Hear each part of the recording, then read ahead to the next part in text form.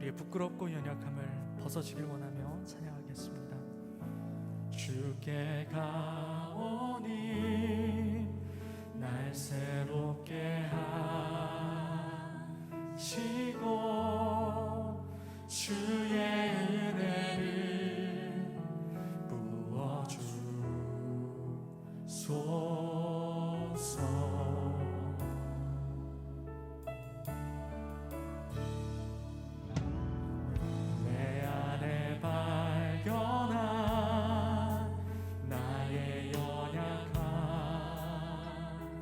모두 벗어지리라. 주의 사랑으로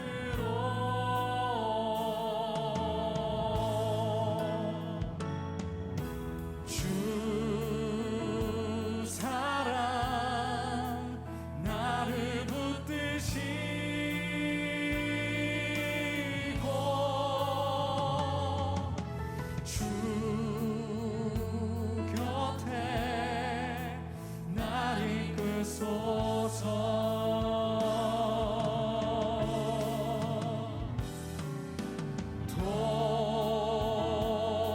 독수리 날개쳐 올라가듯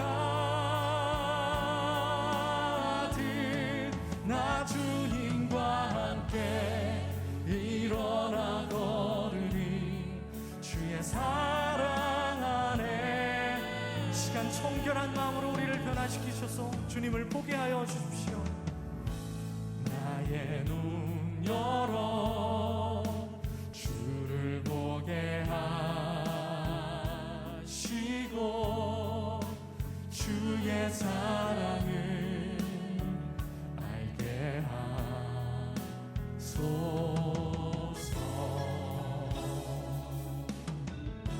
매일 나의 삶에 주님의 뜻을 이루며 살도록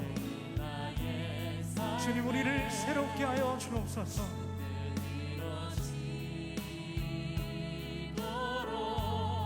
새롭게 하소서.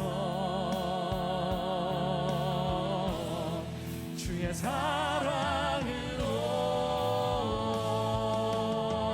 주 사랑 우리를 붙드시고 주 사랑 나를 붙드시고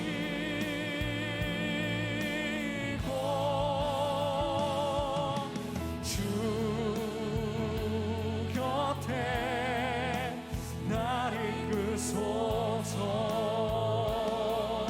주님이 민족에게 새 힘을 주사 독수리가 날개치며 올라감과 함께 주님 새 힘을 더하여 주옵소서.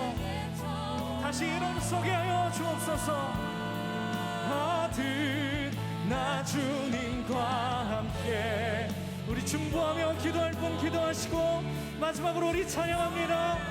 주 사랑 나를 붙드시고 주님의 곁에 우리를 이끄소서. 주 사랑 나를 붙드시고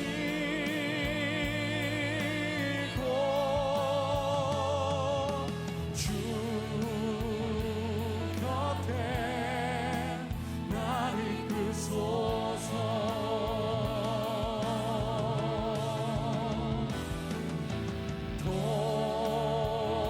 독수리 날개쳐 올라가듯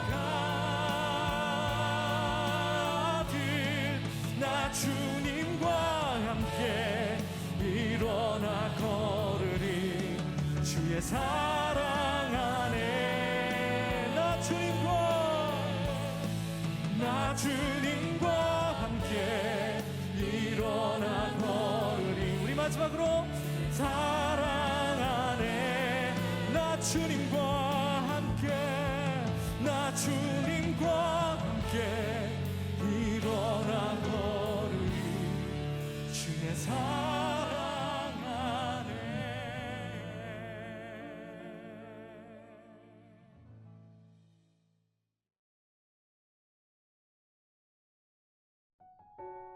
모든 것에 대해 항상 새롭습니까? 진실로 진실로 내게 이르노니 사람이 거듭나지 아니하면 하나님의 나라를 볼 수 없느니라. 요한복음 3장 3절. 때때로 우리는 기도 모임을 위해 마음을 새롭게 하지만 남의 신발을 닦아야 한다고 하면 결코 신이 나지 않습니다. 성령으로 거듭나는 것은 실수가 전혀 없으신 하나님의 사역으로서 바람처럼 신비하고 하나님 그분만큼이나 놀라운 사건입니다. 우리는 거듭남이 언제 시작되는지 알지 못하며 그것은 우리 삶 깊이 숨겨져 있습니다. 거듭난 생명은 거듭난 순간부터 언제나 영원합니다. 생각과 말, 모든 삶에서 항상 새롭고 하나님의 생명으로서 끊임없이 감격으로 가득 찹니다. 그러므로 우리 삶에 생기가 사라진 영적 침체는 하나님에게서 멀어져 있음을 알려줍니다. 나는 반드시 이것을 해야만 해. 그렇지 않으면 절대로 이 일을 이룰 수 없어. 이러한 강박관념이 들면 이는 침체의 첫 번째 표시입니다. 지금 이 순간 당신의 영혼은 새롭습니까? 아니면 마음이 나누어진 가운데 무언가 해야 한다는 부담 때문에 의기소침합니까? 신선함이란 순종에서가 아니라 성령으로부터 옵니다. 한편 순종은 하나님께서 빛 가운데 계심같이 우리도 성령의 빛 가운데 머물게 합니다. 마음을 다해 하나님과의 관계를 잘 지키십시오. 예수님께서는 우리가 하나인 것 같이 저희들도 하나가 되게 하소서라고 기도하셨습니다. 하나가 되기 위해서 그 둘 사이에 아무것도 없어야 합니다. 언제나 예수 그리스도께 모든 삶을 열어놓으십시오. 주님과 다투지 마십시오. 하나님이 아닌 다른 것으로부터 삶의 생기를 얻으려고 하는 것은 아닙니까? 만일 주님이 아닌 다른 것에 의지하게 될 때 당신은 주께서 떠나시더라도 결코 깨닫지 못할 것입니다. 성령으로 거듭나는 것은 우리가 일반적으로 생각하는 것보다 훨씬 많은 의미가 있습니다. 거듭남은 하나님의 생명으로부터 공급되는 끊임없는 은혜에 의해 우리에게 새로운 비전을 주고 우리로 하여금 언제 어디서나 완벽한 생기를 유지하게 합니다. 김병삼 목사의 매일 만나 365 20번째 시간입니다. 오늘 묵상의 제목은 모든 것에 대해 항상 새롭습니까? 오늘 역시 두 개의 주제를 가지고 함께 생각해 보겠습니다. 첫 번째 주제는 거듭남과 새로움입니다. 말씀 묵상글에 신발을 닦는 것에 대한 이야기로 시작을 하고 있습니다. 원문에 보면 이 말을 사용하는 데 있어서 영어 단어 fresh라고 하는 말을 쓰고 있습니다. 때때로 기도 모임에서 우리는 새로움을 느끼지만 fresh, 남의 구두를 닦는 데는 신나지 않는다. 이때도 fresh라고 하는 말을 쓰고 있습니다. 자, 가만히 생각해 보세요. 예수님께서 제자들의 발을 닦으시던 모습과 자연스럽게 오늘 말씀이 오버랩이 될 수 있을 것 같습니다. 예수님 당시에는 샌들을 신고 다녔기 때문에 더러운 때가 발에 묻었겠지만 챔버스가 살고 있던 시절 영국은 길거리가 온갖 오물로 널려 있었으니까 구두가 얼마나 더러웠겠습니까? 어떻게 이런 구두를 닦는데 프레쉬, 신난다, 신선하다 이런 느낌이 들 수 있겠습니까? 오늘 묵상에 등장하는 거듭남 그리고 새로움이라는 말은 이런 상황에서 이해를 해야 할 것 같습니다. 먼저 거듭남에 대하여 챔버스가 오늘 이렇게 말하고 있습니다. 우리는 거듭남이 언제 시작되는 것인지 알지 못하며 그것은 우리 삶 깊이 숨겨져 있습니다. 거듭난 생명은 거듭난 순간부터 언제나 영원합니다. 오늘 말씀을 그렇게 이해할 수 있을 것 같아요. 진정한 거듭남이 우리를 영원한 새로움으로 인도한다 이런 뜻.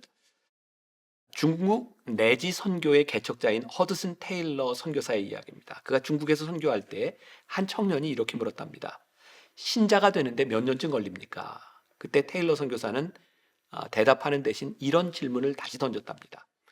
램프에 심지가 얼마 동안 불을 붙여야 빛을 발합니까? 그때 청년이 이렇게 대답을 했답니다. 그야 심지에 불이 붙는 순간부터 빛을 내지요. 허드슨 테일러는 청년에게 이렇게 말을 합니다. 바로 그것입니다. 하나님께서 나를 부르시고 구원하셨다는 것을 깨닫는 순간 새로운 삶에 비친 그 영혼에서 빛이 타오르게 됩니다. 진정으로 거듭난 사람은 누구의 구두를 닦든지 기도 모임을 갖든지 늘 새로움을 느끼는 것이 정상적이겠죠. 혹시 우리들에게서 이 늘 새로움, fresh 이것이 사라진다면, 그리고 어느 날부터 우리들에게 지루함과 강박관념이 찾아왔다면 그것은 우리가 영적 침체에 빠졌다는 첫 번째 표식입니다. 우리의 영혼을 점검해야 되는 순간인 것이죠.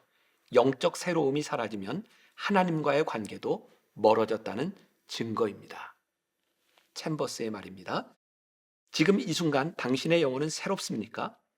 아니면 마음이 나누어진 가운데 뭔가 해야 한다는 부담 때문에 의기소침합니까?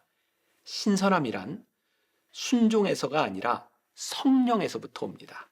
한편 순종은 하나님께서 빛 가운데 계심같이 우리도 성령의 빛 가운데 머물게 합니다. 우리가 여기서 한 가지 짚고 넘어가야 할 것이 있습니다. 순종과 성령으로 거듭남과의 관계입니다. 성령의 거듭남, 즉 신선함은 우리의 의지가 아닌 전적으로 성령님의 역사입니다. 중요한 것은 이 새로움을 유지해 주는 것이 순종에서부터 나온다는 것이죠. 다시 표현한다면 거듭남으로 우리가 빛 가운데 서게 되지만 순종으로 우리는 계속 이 빛 가운데 머물게 된다는 것입니다.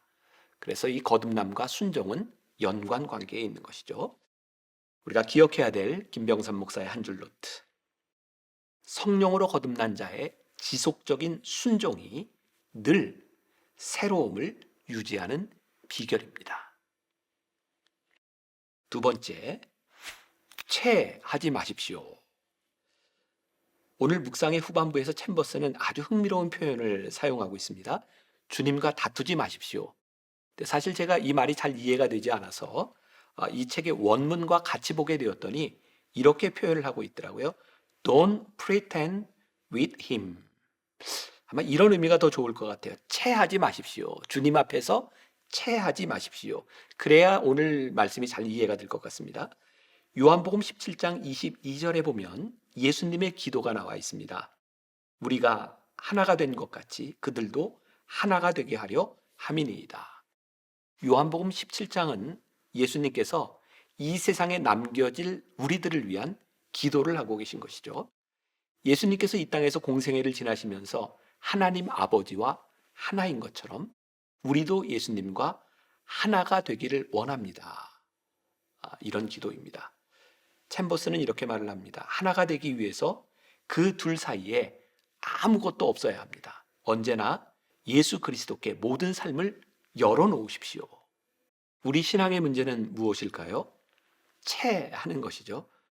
pretend with him 이런 표현이었어요. 마치 예수님과 우리 사이에 아무 문제가 없는 것처럼 생각하는 것입니다. 체하는 것은 어떻게 할 수 있을까요?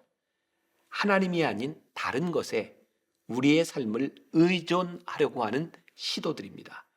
우리가 하나님 아닌 어떤 것을 의지하고 있을 때 성령님은 우리를 떠나가십니다. 늘 새로움을 유지하는 것은 인생의 큰 축복입니다. 정채봉 시인의 첫 마음이란 글이 좋아서 여러분들과 함께 나누어 보려고 합니다. 1월 1일 아침에 찬물로 세수하면서 먹은 첫 마음으로 1년을 산다면, 학교에 입학하며 새 책을 앞에 놓고 하루 일과표를 짜던 영롱한 첫 마음으로 공부를 한다면, 사랑하는 사이가 처음 눈이 맞던 날의 떨림으로 계속된다면, 첫 출근하는 날 신발끈을 매면서 먹은 마음으로 직장 일을 한다면, 아팠다가 병이 나은 날에 상쾌한 공기 속에 감사한 마음으로 몸을 돌본다면, 개업날에 첫 마음으로 손님을 언제고 돈이 적으나 밤이 늦으나 기쁨으로 맞는다면, 세례성사를 받던 날에 빈 마음으로 눈물을 글썽이며 교회에 다닌다면, 나는 너, 너는 나라며 화해하던 그날의 일치가 가시지 않는다면, 여행을 떠나던 날 차표를 끊던 가슴팀이 식지 않는다면, 이 사람은 그때가 언제이든지 늘 새 마음이기 때문에 바다로 향하는 냇물처럼 날마다 새로우며 깊어지며 넓어진다. 성령에 거듭난다는 것이 왜 축복일까요? 이런 의미이기 때문은 아닐까요? 성령님은 우리들에게 늘 새로운 비전을 주신다는 것. 성령님은 모든 일들에 대하여 완벽한 생기를 유지시켜 준다는 것. 성령님의 인도하심으로 인해 우리는 하나님과 연결되는 완벽한 통로를 가지게 된다는 것. 매일매일 새로운 그리스도인으로 살아간다는 것이 얼마나 놀라운 일이겠습니까? 그러니 성도는 성령님을 소중히 여겨야 합니다. 성도가 영혼을 늘 새롭게 하는 일은 우리 안에 부어주신 하나님의 생명을 소중하게 여기는 것입니다. 우리가 함께 기억해야 될 김병삼 목사의 한 줄 노트. 성령으로 거듭난다는 것은 하나님과 우리들 사이에 통로가 열려 있다는 의미입니다. 오늘 하루 이런 질문으로 지나면 좋을 것 같습니다. 묵상 질문. 지금 우리와 주님 사이를 가로막고 있는 것, 혹은 주님과 다투고 있는 것은 무엇일까요? 깊이 생각해 보면 좋겠습니다. 짧은 기도로 묵상을 마무리합니다. 새로움의 주님, 나의 사고와 행동 양식과 삶 전체가 새롭게 되기를 원하나이다. 그러나 나 자신의 것과 세상의 것으로 나 자신과 우리를 새롭게 해보려는 어리석음을 범하지 않게 하소서. 오직 새로움이 주인이신 창조주 당신을 덧입음으로써 새롭게 되게 하소서. 아멘.